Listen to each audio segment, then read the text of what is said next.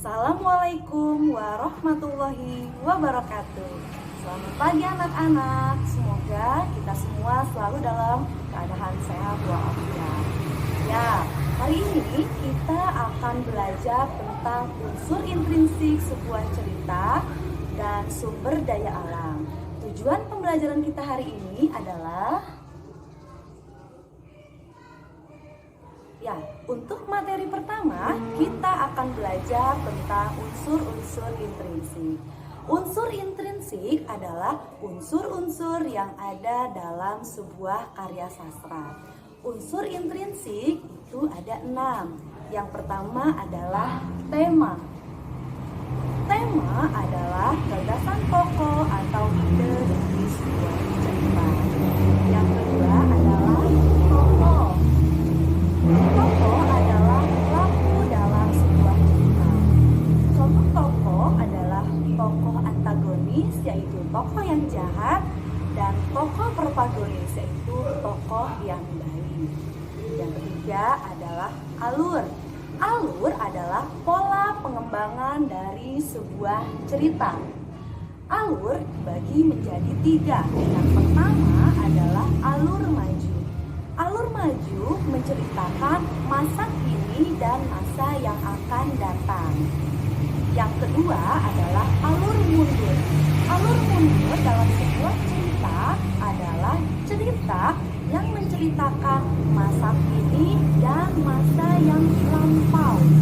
Yang ketiga adalah alur campuran, yaitu cerita yang menceritakan alur maju dan alur mundur.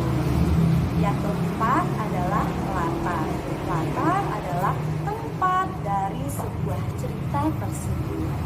Yang kelima adalah pertokohan. Pertokohan ini terdiri atas 2, yaitu tokoh utama dan tokoh figuran. Tokoh utama adalah tokoh yang sering muncul atau dominan dalam sebuah cerita. Adalah tokoh figuran. Tokoh figuran adalah tokoh pendukung dalam sebuah cerita. Yang keenam adalah amanat. Amanat adalah pesan yang terkandung dalam sebuah cerita. Contoh amanat adalah kita harus menjaga dan melestarikan sumber daya alam yang ada di muka bumi ini. Nah, itu adalah unsur-unsur intrinsik dalam sebuah cerita. Nah, tadi Ibu bilang unsur-unsur intrinsik salah satunya adalah amanat. Contoh amanatnya adalah kita harus melestarikan sumber daya alam yang ada di muka bumi ini. Sumber daya alam. Ayo, siapa yang tahu apa itu sumber daya alam? Ya, betul. Sumber daya alam adalah segala sesuatu yang ada di alam ini yang dapat dimanfaatkan oleh manusia untuk kebutuhan sehari-hari. Sumber daya alam dibagi menjadi 2, yaitu sumber daya alam yang dapat diperbaharui dan sumber daya alam yang tidak dapat diperbaharui.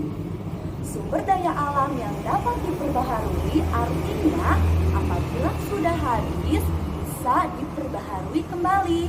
Contohnya adalah hasil kebun, hasil laut, hasil hutan, dan lain sebagainya. Sedangkan sumber daya alam yang tidak dapat diperbaharui artinya adalah sumber daya alam yang apabila sudah habis tidak bisa diperbaharui kembali. Mengapa? Karena memerlukan proses yang begitu lama, ratusan bahkan jutaan tahun untuk memprosesnya. Jadi tidak bisa menggunakan waktu yang singkat. Contohnya adalah bahan tambang dan gas alam. Nah, sumber daya alam ini harus kita manfaatkan dengan hati-hati dan efisien. Kita tidak boleh mengeksploitasi secara besar-besaran sumber daya alam tersebut. Mengapa? Siapa yang tahu? Ya, betul.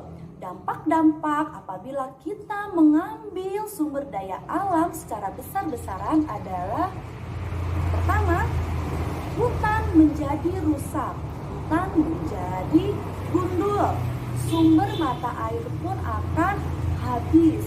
Barang tambang, gas alam pun akan cepat habis. Nah, jadi kita tidak boleh mengambil sumber daya alam tersebut secara besar-besaran.